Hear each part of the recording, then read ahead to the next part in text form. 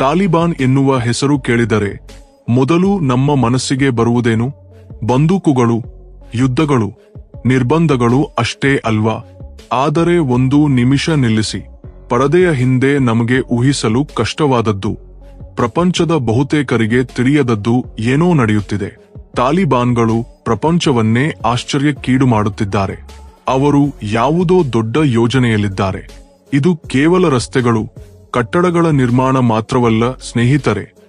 ಇದು ಸಂಪೂರ್ಣ ನಿಯಂತ್ರಣಕ್ಕಾಗಿ ನೀರು, ವಿದ್ಯುತ್ ಮತ್ತು ಅವರ ಕಾಲುಗಳ ಕೆಳಗೆ ಮಲಗಿರುವ ಟ್ರಿಲಿಯನ್ಗಳ ಮೌಲ್ಯದ ಖನಿಜಗಳ ಮೇಲೆ ಪೂರ್ಣ ಹಿಡಿತ.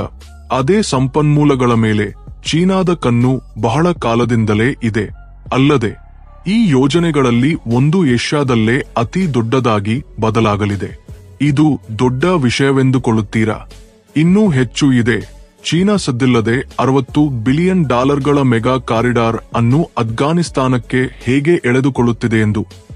ಈ ವಿಡಿಯೋದಲ್ಲಿ ನಾವು ಮರುಭೂಮಿಯನ್ನು ಹಸಿರು ಹೊಲವನ್ನಾಗಿ ಮಾರ್ಪಡಿಸುವ ಏಷ್ಯಾದಲ್ಲೇ ಅತಿ ದೊಡ್ಡ ಕಾಲುವೆ ನಿರ್ಮಾಣದ ಹಿಂದಿನ ನಿಜ ಕಥೆಯೇನು? ಅಲ್ಲದೆ 35 ದಿನಗಳ ಪ್ರಯಾಣವನ್ನು 4 ದಿನಗಳಿಗೆ ಇಳಿಸುವ ಆ ಟ್ರಾನ್ಸ್ ಅಫ್ಘಾನ್ ರೈಲ್ವೆ ಯೋಜನೆ ಹೇಗೆ ಗೇಮ್ ಚೇಂಜರ್ ಆಗಲಿದೆ? ನೀರನ್ನು ಆಯುಧವನ್ನಾಗಿ ಬಳಸಿ ತಾಲಿಬಾನ್ಗಳು ಇರಾನ್, ಉಜ್ಬೇಕಿಸ್ತಾನ್ ಮುಂತಾದ ದೇಶಗಳನ್ನು ಹೇಗೆ ನಡುಗಿಸುತ್ತಿದ್ದಾರೆ? ಈ ಮೆಗಾ ಯೋಜನೆಗಳಿಗೆ ಟ್ರಿಲಿಯನ್ಗಳ ಡಾಲರ್ಗಳು ಎಲ್ಲಿಂದ ಬರುತ್ತಿವೆ? ನಿಜಕ್ಕೂ ಅಫ್ಘಾನಿಸ್ತಾನದಲ್ಲಿ ಏನು ನಡೆಯುತ್ತಿದೆ? ತಾಲಿಬಾನ್ಗಳು ಏನು ಯೋಚಿಸುತ್ತಿದ್ದಾರೆಂದು ಪ್ರತಿಯೊಂದು ವಿಷಯವನ್ನು ಸ್ಪಷ್ಟವಾಗಿ ನೋಡೋಣ. ನೀರನ್ನೇ ಆಯುಧವನ್ನಾಗಿ ಮಾರ್ಪಡಿಸಿದ್ದಾರೆ. ಕೊಸ್ಟೆಪಾ ಕಾಲುವೆ. ನಾವು ಈಗ ಅಫ್ಘಾನಿಸ್ತಾನದ ಉತ್ತರಕ್ಕೆ ಹೋಗೋಣ. ಅಲ್ಲಿ ಮರುಭೂಮಿಯ ಮಧ್ಯದಲ್ಲಿ ಒಂದು ಅದ್ಭುತ ನಡೆಯುತ್ತಿದೆ. ಅದರ ಹೆಸರು ಕೊಸ್ಟೆಪಾ ಕಾಲುವೆ. ಇದು ಯಾವುದೋ ಸಣ್ಣ ಕಾಲುವೆಯಲ್ಲ.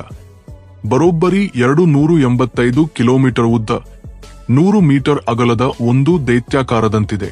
ಸರಳವಾಗಿ ಹೇಳಬೇಕೆಂದರೆ ಕ್ಯಾಲಿಫೋರ್ನಿಯಾದ ಪ್ರಸಿದ್ಧ ಅಕ್ವಿಡಕ್ಕಿಂತಲೂ ದೊಡ್ಡದು. ಮತ್ತು ಇದರ ವಿಶೇಷತೆ ಏನು? ಇದು ಅಮುದರ್ಯ ನದಿಯಿಂದ 20% ನೀರನ್ನು ಪಕ್ಕಕ್ಕೆ ತಿರುಗಿಸಿ ಅಫ್ಘಾನಿಸ್ತಾನದ ಬರಿದಾದ ಭೂಮಿಗಳಿಗೆ ಹರಿಯುವಂತೆ ಮಾಡುತ್ತಿದೆ. ಈ ಯೋಜನೆ ಪೂರ್ಣಗೊಂಡರೆ ಸುಮಾರು 5,50,000 ಹೆಕ್ಟೇರ್ ಭೂಮಿ ಹಸಿರು ಹೊಲವಾಗಿ ಬದಲಾಗುತ್ತದೆ. ಅಂದರೆ ನಮ್ಮ ಕರ್ನಾಟಕದ ಒಟ್ಟು ಅರಣ್ಯ ಪ್ರದೇಶಕ್ಕಿಂತಲೂ ಹೆಚ್ಚು ಅನ್ನೋದು. ಇದರಿಂದ ಅಫ್ಘಾನಿಸ್ತಾನದ ಬೆಳೆ ಭೂಮಿ ಬರೋಬ್ಬರಿ 1/3 ಹೆಚ್ಚುತ್ತದೆ. ಅವರ ಗುರಿ ಒಂದೇ, ಆಹಾರಕ್ಕಾಗಿ ಬೇರೆ ದೇಶದ ಮೇಲೆ ಅವಲಂಬಿತರಾಗಬಾರದು. ಆಹಾರದಲ್ಲಿ ಸ್ವಾವಲಂಬಿಗಳಾಗಬೇಕು. ಈಗ 6,000 ಕೂಲಿಗಳು, 100 ಭಾರೀ ಯಂತ್ರಗಳೊಂದಿಗೆ ರಾತ್ರಿ ಹಗಲು ಈ ಮರುಭೂಮಿಯನ್ನು ಕೆದಕುತ್ತಿದ್ದಾರೆ. ಇದರ ಬಜೆಟ್ ಸುಮಾರು $684 ಮಿಲಿಯನ್. ತಾಲಿಬಾನ್ಗಳು ತಮ್ಮ ಸ್ವಂತ ಹಣದಿಂದ $100 ಮಿಲಿಯನ್ ಇದರ ಮೇಲೆ ಹಾಕಿದ್ದಾರೆಂದರೆ ಅವರು ಎಷ್ಟು ಗಂಭೀರರೆಂದು ಅರ್ಥ ಮಾಡಿಕೊಳ್ಳಿ. ಆದರೆ ಇಲ್ಲಿಯೇ ನಿಜವಾದ ಟ್ವಿಸ್ಟ್ ಇದೆ. ಪಕ್ಕದಲ್ಲೇ ಇರುವ ಉಜ್ಬೇಕಿಸ್ತಾನ್, ತುರ್ಕಮೆನಿಸ್ತಾನ್ ದೇಶಗಳಿಗೆ ಟೆನ್ಷನ್ ಶುರುವಾಗಿದೆ. ಏಕೆಂದರೆ ಅವರು ಸಹ ತಮ್ಮ ಹತ್ತಿ ಬೆಳೆಗಳಿಗಾಗಿ ಅದೇ ನದಿಯ ನೀರನ್ನೇ ಅವಲಂಬಿಸಿದ್ದಾರೆ. ಆದರೆ ತಾಲಿಬಾನ್ಗಳು ಮಾತ್ರ ಸಂಪೂರ್ಣ ಸ್ಪಷ್ಟತೆಯೊಂದಿಗೆ ಇದ್ದಾರೆ. ಇದು ನಮ್ಮ ಹಕ್ಕು. ನಿಮ್ಗೆ ಇಷ್ಟವಾಗಲಿ ಅಥವಾ ಇಲ್ಲದಿರಲಿ ನಮ್ಮ ಪಾಲಿನ ನೀರನ್ನು ನಾವೇ ತೆಗೆದುಕೊಳ್ಳುತ್ತೇವೆ ಎಂದು ನೇರವಾಗಿ ಹೇಳಿಬಿಟ್ಟಿದ್ದಾರೆ. ನೀರಿನ ಮೂಲಕ ಪಕ್ಕದ ದೇಶಗಳನ್ನು ನಿಯಂತ್ರಿಸಬಹುದೆಂದು ಅವರಿಗೆ ಚೆನ್ನಾಗಿ ತಿಳಿದಿದೆ. ಕೊಸ್ಟೆಪಾ ಕಾಲುವೆಯೊಂದೇ ಅಲ್ಲ, ತಾಲಿಬಾನ್ಗಳು ದೇಶಾದ್ಯಂತ ಅಣೆಕಟ್ಟುಗಳ ನಿರ್ಮಾಣದ ಮೇಲೂ ಪೂರ್ಣ ಗಮನ ಹರಿಸಿದ್ದಾರೆ. ಇತ್ತೀಚೆಗೆ ಇರಾನ್ನೊಂದಿಗೆ ನೀರಿನ ಹಕ್ಕುಗಳ ವಿಷಯದಲ್ಲಿ ಜಗಳಗಳು ನಡೆಯುತ್ತಿರುವ ಅವರು ಬಕ್ಷಾಬಾದ್ ಅಣೆಕಟ್ಟಿನ ನಿರ್ಮಾಣವನ್ನು ಮತ್ತೆ ಪ್ರಾರಂಭಿಸಿದ್ದಾರೆ. ಸಂದೇಶ ತುಂಬಾ ಸ್ಪಷ್ಟ. ಅಫ್ಘಾನ್ ನೀರಿನ ಸಂಪನ್ಮೂಲಗಳು ನಮ್ಮದು. ಅವುಗಳನ್ನು ಹೇಗೆ ಬಳಸಬೇಕೆಂದು ನಾವೇ ನಿರ್ಧರಿಸುತ್ತೇವೆ. ಈ ಅಣೆಕಟ್ಟುಗಳಿಂದ ಅವರಿಗೆ ಹಲವು ಲಾಭಗಳಿವೆ. ವಿದ್ಯುತ್, ಜಲವಿದ್ಯುತ್ ಉತ್ಪಾದಿಸಿ ಬೇರೆ ದೇಶಗಳಿಂದ ವಿದ್ಯುತ್ ಖರೀದಿಸುವ ಹೊರೆಯನ್ನು ಕಡಿಮೆ ಮಾಡಿಕೊಳ್ಳಬಹುದು. ಕೃಷಿ ರೈತರಿಗೆ ನೀರು ಒದಗಿಸಿ ಆಹಾರ ಸುರಕ್ಷತೆ ಸಾಧಿಸಬಹುದು. ಅಲ್ಲದೆ ನೀರಿಗಾಗಿ ತಮ್ಮ ಮೇಲೆ ಅವಲಂಬಿತರಾದ ದೇಶಗಳೊಂದಿಗೆ ಚೌಕಾಶಿ ಮಾಡಲು ಇದೊಂದು ದೊಡ್ಡ ಆಯುಧ. ಇಲ್ಲಿ ಇನ್ನೊಂದು ಆಘಾತಕಾರಿ ವಿಷಯ ಏನೆಂದರೆ ಭ್ರಷ್ಟಾಚಾರವನ್ನು ತಡೆಗಟ್ಟುವಲ್ಲಿ ತಾಲಿಬಾನ್ಗಳು ಆಶ್ಚರ್ಯಕರವಾಗಿ ಯಶಸ್ವಿಯಾಗಿದ್ದಾರೆ. ಮೊದಲು ಅಮೆರಿಕ ಬೆಂಬಲವಿದ್ದ ಸರ್ಕಾರ ಸಹಾಯ ನಿಧಿಗಳನ್ನು ನುಂಗಿಬಿಟ್ಟಿದೆ ಎಂಬ ಹೆಸರಿದೆ. ಆದರೆ ತಾಲಿಬಾನ್ಗಳು ಮಾತ್ರ ಯೋಜನೆಗಳನ್ನು ನಿಜವಾಗಿಯೂ ಪೂರ್ಣಗೊಳಿಸುತ್ತಾ ಹಣವನ್ನು ಸರಿಯಾಗಿ ಬಳಸುತ್ತಿದ್ದಾರೆ ಎಂದು ಹಲವು ವರದಿಗಳು ಹೇಳುತ್ತಿವೆ. ಮುಂದೆ ಕಾಬೂಲ್ ನ್ಯೂ ಸಿಟಿ ಒಂದು ಹೊಸ ಪ್ರಪಂಚ. ತಾಲಿಬಾನ್ಗಳು ಕೇವಲ ಕಾಲುವೆಗಳು, ಅಣೆಕಟ್ಟುಗಳೊಂದಿಗೆ ತಮ್ಮ ದೃಷ್ಟಿಯನ್ನು ಮಿತಿಗೊಳಿಸಿಕೊಂಡಿಲ್ಲ. ಅವರು ತಮ್ಮ ದೇಶದ ಭವಿಷ್ಯವನ್ನೇ ಬದಲಾಯಿಸುವ ಒಂದು ದೂರದೃಷ್ಟಿಯ ಯೋಜನೆಯನ್ನು ಅನುಷ್ಠಾನಗೊಳಿಸುತ್ತಿದ್ದಾರೆ. ಅದೇ ಕಾಬೂಲ್ ನ್ಯೂ ಸಿಟಿ. ಇದು ಕೇವಲ ಕೆಲವು ಹೊಸ ಕಟ್ಟಡಗಳ ನಿರ್ಮಾಣ ಮಾತ್ರವಲ್ಲ. ದಶಕಗಳ ಯುದ್ಧ ಮತ್ತು ಅಸ್ತವ್ಯಸ್ತ ಅಭಿವೃದ್ಧಿಯಿಂದಾಗಿ ಉಸಿರುಗಟ್ಟುತ್ತಿರುವ ಪ್ರಸ್ತುತ ಕಾಬೂಲ್ ನಗರಕ್ಕೆ ಒಂದು ಶಾಶ್ವತ ಪರಿಹಾರ. ಕೆಲವು ಲಕ್ಷಗಳ ಜನರಿಗಾಗಿ ನಿರ್ಮಿಸಿದ ಹಳೆಯ ನಗರದಲ್ಲಿ ಈಗ 50 ಲಕ್ಷಕ್ಕೂ ಹೆಚ್ಚು ಜನರು ವಾಸಿಸುತ್ತಿರುವುದರಿಂದ ಸಂಚಾರದ ಜಂಜಾಟ, ಮಾಲಿನ್ಯ ಮತ್ತು ಕನಿಷ್ಠ ಮೂಲಸೌಕರ್ಯಗಳ ಕೊರತೆ ಮುಂತಾದ ಸಮಸ್ಯೆಗಳಿಗೆ ಉತ್ತರವಾಗಿ ಈ ಹೊಸ ನಗರ ರೂಪುಗೊಳ್ಳುತ್ತಿದೆ. ಇದರ ಪ್ರಮಾಣ ಊಹೆಗೆ ನಿಲುಕದ್ದು. ಪ್ರಸ್ತುತ ಕಾಬೂಲ್ಗಿಂತ 1.5 ಪಟ್ಟು ದೊಡ್ಡದಾದ ಈ ನಗರ ಪೂರ್ಣಗೊಂಡರೆ ಸುಮಾರು 30 ಲಕ್ಷ ಜನರಿಗೆ ನಿವಾಸವನ್ನು ಒದಗಿಸಬಲ್ಲದು. ಇದಕ್ಕಾಗಿ 2,50,000 ಮನೆಗಳನ್ನು ನಿರ್ಮಿಸುವ ಗುರಿ ಹಾಕಿಕೊಂಡಿದ್ದಾರೆ. ಆದರೆ ಇದು ಕೇವಲ ಕಾಂಕ್ರೀಟ್ ಕಾಡಲ್ಲ. ಇದರಲ್ಲಿ ಅಂತಾರಾಷ್ಟ್ರೀಯ ಮಟ್ಟದ ವಿಶ್ವವಿದ್ಯಾನಿಲಯಗಳು, ಆಸ್ಪತ್ರೆಗಳು, ವಿಶಾಲವಾದ ಶಾಪಿಂಗ್ ಮಾಲ್ಗಳು ಮತ್ತು ಮುಖ್ಯವಾಗಿ 20% ಹೆಚ್ಚು ಹಸಿರು ಹೊದಿಕೆಯೊಂದಿಗಿನ ಪಾರ್ಕ್ಗಳು ಇರುತ್ತವೆ. ಈ 30 ವರ್ಷಗಳ ಮೆಗಾ ಯೋಜನೆಯನ್ನು ಹಲವು ಹಂತಗಳಾಗಿ ವಿಭಜಿಸಿ ಈಗಾಗಲೇ ಕೆಲವು ಭಾಗಗಳ ಮೇಲೆ ಬಿಲಿಯನ್ಗಳ ಹಣದ ಹೂಡಿಕೆಯೊಂದಿಗೆ ಕೆಲಸಗಳು ಆರಂಭವಾಗಿವೆ. ಅಂತಿಮವಾಗಿ ಈ ಕಾಬೂಲ್ ನ್ಯೂ ಸಿಟಿ ಎನ್ನುವುದು ತಾಲಿಬಾನ್ಗಳು ಕೇವಲ ಯೋಧರು ಮಾತ್ರವಲ್ಲ, ತಮ್ಮ ಜನರ ಜೀವನಶೈಲಿಯನ್ನು ಸುಧಾರಿಸಿ ದೇಶಕ್ಕೆ ಆಧುನಿಕ ಗುರುತನ್ನು ನೀಡುವ ಸಮರ್ಥ ಆಡಳಿತಗಾರರೆಂದು ಪ್ರಪಂಚಕ್ಕೆ ಸಾಬೀತುಪಡಿಸುವ ಒಂದು ಸಾಹಸಮಯ ಪ್ರಯತ್ನ. ಮುಂದೆ ಕನೆಕ್ಟಿವಿಟಿ ಕಿಂಗ್ಗಳು.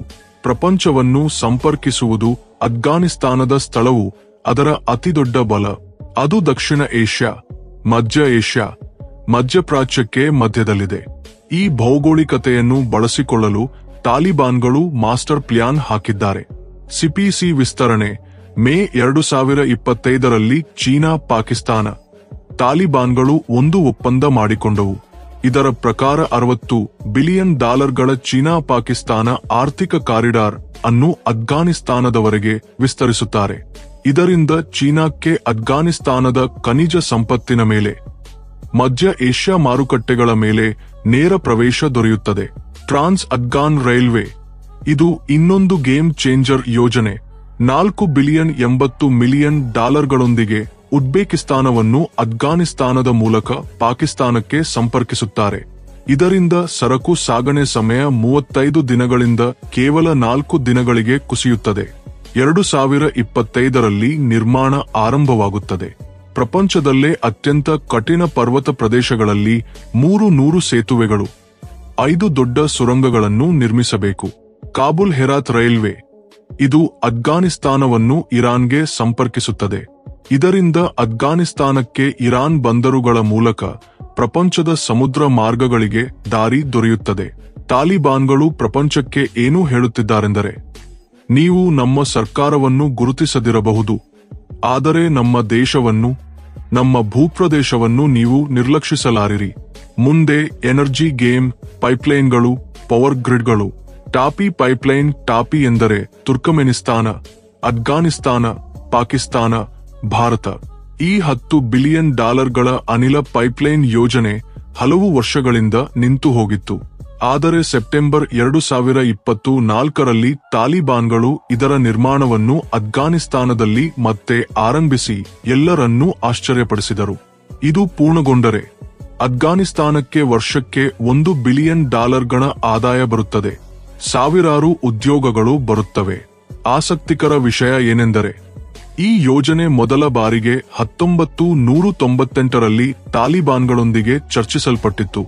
25 ವರ್ಷಗಳ ನಂತರ ಮತ್ತೆ ಅವರೇ ಇದನ್ನು ಮುಂದುವರಿಸುತ್ತಿದ್ದಾರೆ. ಸಿಎಸ್ಎ. ಇದು ಇನ್ನೊಂದು ದೊಡ್ಡ ಯೋಜನೆ. ಮಧ್ಯ ಏಷ್ಯಾದ ಕಿರ್ಗಿಸ್ತಾನ, ತಜಕಿಸ್ತಾನಗಳಲ್ಲಿ ನೀರು ಹೆಚ್ಚು, ಹಾಗಾಗಿ ಜಲವಿದ್ಯುತ್ ಕೂಡ ಹೆಚ್ಚು, ಆದರೆ ಜನಸಂಖ್ಯೆ ಕಡಿಮೆ. ಅದೇ ಪಾಕಿಸ್ತಾನ, ಅಫ್ಘಾನಿಸ್ತಾನಗಳಿಗೆ ವಿದ್ಯುತ್ ಕೊರತೆ ಹೆಚ್ಚು. ಈ ಕಾಸಾ ತೋಸಂಡ್ ಯೋಜನೆಯ ಮೂಲಕ ಮಧ್ಯ ಏಷ್ಯಾದಿಂದ ವಿದ್ಯುತ್ ಅನ್ನು ಅಫ್ಘಾನಿಸ್ತಾನದ ಮೂಲಕ ಪಾಕಿಸ್ತಾನಕ್ಕೆ ತರುತ್ತಾರೆ. ಇಲ್ಲಿ ಟ್ವಿಸ್ಟ್ ಏನೆಂದರೆ, ವಿಶ್ವ ಬ್ಯಾಂಕ್ ತಾಲಿಬಾನ್ ಸರ್ಕಾರವನ್ನು ಅಧಿಕೃತವಾಗಿ ಗುರುತಿಸದಿದ್ದರೂ ಈ ಯೋಜನೆಯನ್ನು ಮತ್ತೆ ಆರಂಭಿಸಲು ಸಮ್ಮತಿಸಿದೆ. ಹಣವೆಲ್ಲವೂ ತಾಲಿಬಾನ್ಗಳ ಕೈಗೆ ಹೋಗದಂತೆ ಒಂದು ವಿಶೇಷ ವ್ಯವಸ್ಥೆಯನ್ನು ರೂಪಿಸಿದ್ದಾರೆ. ನಿರ್ಮಾಣ ನಡೆಯುತ್ತದೆ, ಲಾಭ ಬರುತ್ತದೆ, ಆದರೆ ಹಣದ ಮೇಲೆ ಅವರಿಗೆ ನೇರ ನಿಯಂತ್ರಣ ಇರಲ್ಲ. ಈಗ ನಿಜವಾದ ವಿಷಯಕ್ಕೆ ಬರೋಣ. ಇಷ್ಟೆಲ್ಲಾ ಯೋಜನೆಗಳಿಗೆ ಹಣ ಎಲ್ಲಿಂದ ಬರುತ್ತದೆ? ಇದಕ್ಕೆ ಉತ್ತರ ಅವರ ಕಾಲುಗಳ ಕೆಳಗೆ ಇದೆ. ಅಫ್ಘಾನಿಸ್ತಾನದಲ್ಲಿ ಸುಮಾರು $1 ಟ್ರಿಲಿಯನ್ನಿಂದ $3 ಟ್ರಿಲಿಯನ್ ಮೌಲ್ಯದ ಖನಿಜಗಳು ಇವೆಯೆಂದು ಅಂದಾಜು. ನಾವು ಮಾತನಾಡುತ್ತಿರುವುದು ಎಲೆಕ್ಟ್ರಿಕ್ ಕಾರ್ ಬ್ಯಾಟರಿಗಳಿಗೆ ಬಳಸುವ ಲಿಥಿಯಂ, ಎಲೆಕ್ಟ್ರಾನಿಕ್ಸ್ನಲ್ಲಿ ಬಳಸುವ ತಾಮ್ರ, ಸ್ಮಾರ್ಟ್ ಫೋನ್ಗಳಲ್ಲಿ ಬಳಸುವ ಅಪರೂಪದ ಭೂಮಿಯ ಅಂಶಗಳ ಬಗ್ಗೆ. ಈ ನಿಧಿಯನ್ನು ಹೊರತೆಗೆಯಲು ತಾಲಿಬಾನ್ಗಳು ವೇಗವಾಗಿ ಕ್ರಮ ಕೈಗೊಳ್ಳುತ್ತಿದ್ದಾರೆ. ಅದರಲ್ಲಿ ಮೊದಲನೆಯದು ಐನಾ ತಾಮ್ರ ಗಣಿ. ಇದು ಪ್ರಪಂಚದಲ್ಲೇ 2ನೇ ಅತಿ ದೊಡ್ಡ ತಾಮ್ರ ಗಣಿ. ಚೀನಾಕ್ಕೆ 15 ವರ್ಷಗಳ ಹಿಂದೆಯೇ ಇದರ ಹಕ್ಕುಗಳು ದೊರೆತಿದ್ದವು. ಆದರೆ ಭದ್ರತೆಯ ಕಾರಣಗಳಿಂದ ಕೆಲಸಗಳು ಇನ್ನೂ ಆರಂಭವಾಗಿರಲಿಲ್ಲ. ಈಗ ತಾಲಿಬಾನ್ಗಳು ಪೂರ್ಣ ಭದ್ರತೆ ಗ್ಯಾರಂಟಿ ನೀಡಿದ್ದರಿಂದ ಚೀನಾ ಜುಲೈ 2024ರಲ್ಲಿ ಕೆಲಸಗಳನ್ನು ಆರಂಭಿಸಿತು. ತಾಲಿಬಾನ್ಗಳು ಒಂದು ಬುದ್ಧಿವಂತ ಚಕ್ರವನ್ನು ಸೃಷ್ಟಿಸುತ್ತಿದ್ದಾರೆ. ಗಣಿಗಾರಿಕೆಯಿಂದ ಬಂದ ಹಣವನ್ನು ರಸ್ತೆಗಳು, ಸುರಂಗಗಳಂತಹ ಮೂಲಸೌಕರ್ಯ ಯೋಜನೆಗಳಿಗೆ ಬಳಸುತ್ತಿದ್ದಾರೆ. ಆ ರಸ್ತೆಗಳಿಂದ ದೂರದ ಪ್ರದೇಶಗಳಲ್ಲಿರುವ ಗಣಿಗಳನ್ನು ತಲುಪುವುದು ಸುಲಭವಾಗುತ್ತದೆ. ಅದರಿಂದ ಇನ್ನಷ್ಟು ಗಣಿಗಾರಿಕೆ ನಡೆಯುತ್ತದೆ, ಇನ್ನಷ್ಟು ಹಣ ಬರುತ್ತದೆ. ಇನ್ನೊಂದು ವಿಷಯ, ಸಲಾಂಗ್ ಸುರಂಗ. 11,000 ಅಡಿ ಎತ್ತರದಲ್ಲಿರುವ ಈ ಸುರಂಗ ಅಫ್ಘಾನಿಸ್ತಾನದ ಉತ್ತರವನ್ನು ದಕ್ಷಿಣಕ್ಕೆ ಸಂಪರ್ಕಿಸುತ್ತದೆ. ಆದರೆ ಇದನ್ನು ಮರಣದ ಗುಹೆ ಎಂದು ಕರೆಯುತ್ತಾರೆ. ಹಳೆಯ ನಿರ್ಮಾಣ, ವಿಷಕಾರಿ ಹೊಗೆ, ಆಗಾಗ ನಡೆಯುವ ಅಪಘಾತಗಳಿಂದ ಇಲ್ಲಿ ವರ್ಷಕ್ಕೆ 40 ಮಂದಿ ಸಾವನ್ನಪ್ಪುತ್ತಿದ್ದರು. ಆದರೆ ಎಲ್ಲರನ್ನೂ ಆಘಾತಕ್ಕೀಡು ಮಾಡಿ ಡಿಸೆಂಬರ್ 2023ರಲ್ಲಿ ತಾಲಿಬಾನ್ಗಳು ಈ ಸುರಂಗವನ್ನು ಸಂಪೂರ್ಣವಾಗಿ ಪುನರ್ನಿರ್ಮಿಸಿದ್ದೇವೆ ಎಂದು ಘೋಷಿಸಿದರು. ಇದಕ್ಕಾಗಿ ಅವರು ತಮ್ಮ ಸ್ವಂತ ಹಣದ $100 ಮಿಲಿಯನ್ ಖರ್ಚು ಮಾಡಿದರು. ಇದು ಅವರ ವಾರ್ಷಿಕ ಬಜೆಟ್ನ 4ನೇ ಒಂದು ಭಾಗ. ಅವರು ಮೆಗಾ ಯೋಜನೆಗಳ ವಿಷಯದಲ್ಲಿ ಎಷ್ಟು ಗಂಭೀರರೆಂದು ಹೇಳಲು ಇದಕ್ಕಿಂತ ದೊಡ್ಡ ಉದಾಹರಣೆ ಬೇಕಿಲ್ಲ. ಕೊನೆಯದಾಗಿ, ತಾಲಿಬಾನ್ಗಳು ನಾವು ಯೋಚಿಸುತ್ತಿರುವುದಕ್ಕಿಂತಲೂ ದೊಡ್ಡ ಆಟವನ್ನು ಆಡುತ್ತಿದ್ದಾರೆ. ಅವರು ಕೇವಲ ಯೋಧರು ಮಾತ್ರವಲ್ಲ, ಈಗ ಬಿಲ್ಡರ್ಗಳಾಗಿ, ತಂತ್ರಗಾರರಾಗಿ ಬದಲಾಗುತ್ತಿದ್ದಾರೆ. ನೀರು, ಸಂಪರ್ಕ, ಖನಿಜಗಳನ್ನು ಬಳಸಿಕೊಂಡು ತಮ್ಮ ದೇಶದ ಆರ್ಥಿಕ ವ್ಯವಸ್ಥೆಯನ್ನು ಬದಲಾಯಿಸಲು, ಪ್ರಾದೇಶಿಕವಾಗಿ ತಮ್ಮ ಪ್ರಭಾವವನ್ನು ಹೆಚ್ಚಿಸಲು ನೋಡುತ್ತಿದ್ದಾರೆ. ಈ ಯೋಜನೆಗಳು ಯಶಸ್ವಿಯಾಗುತ್ತವೆಯೋ ಇಲ್ಲವೋ ಭವಿಷ್ಯವೇ ನಿರ್ಧರಿಸುತ್ತದೆ. ಆದರೆ ಒಂದು ಮಾತ್ರ ನಿಜ, ತಾಲಿಬಾನ್ಗಳ ಈ ಹೊಸ ಅವತಾರ ಅಫ್ಘಾನಿಸ್ತಾನದ ಭವಿಷ್ಯವನ್ನು ಮಾತ್ರವಲ್ಲ, ಇಡೀ ಏಷ್ಯಾದ ಭವಿಷ್ಯವನ್ನೇ ಬದಲಾಯಿಸುವ ಶಕ್ತಿಯನ್ನು ಹೊಂದಿದೆ. ಈ ವಿಷಯದ ಬಗ್ಗೆ ನಿಮ್ಮ ಅಭಿಪ್ರಾಯ ಏನು ಎಂದು ಕೆಳಗಿನ ಕಾಮೆಂಟ್ಗಳಲ್ಲಿ ಹೇಳಿ. ಈ ವಿಡಿಯೋ ಇಷ್ಟವಾಯಿತು ಎಂದರೆ ಲೈಕ್ ಮಾಡಿ, ಶೇರ್ ಮಾಡಿ. ನಮ್ಮ ಚಾನೆಲ್ಗೆ ಸಬ್ಸ್ಕ್ರೈಬ್ ಮಾಡೋದು ಮರೆಯಬೇಡಿ.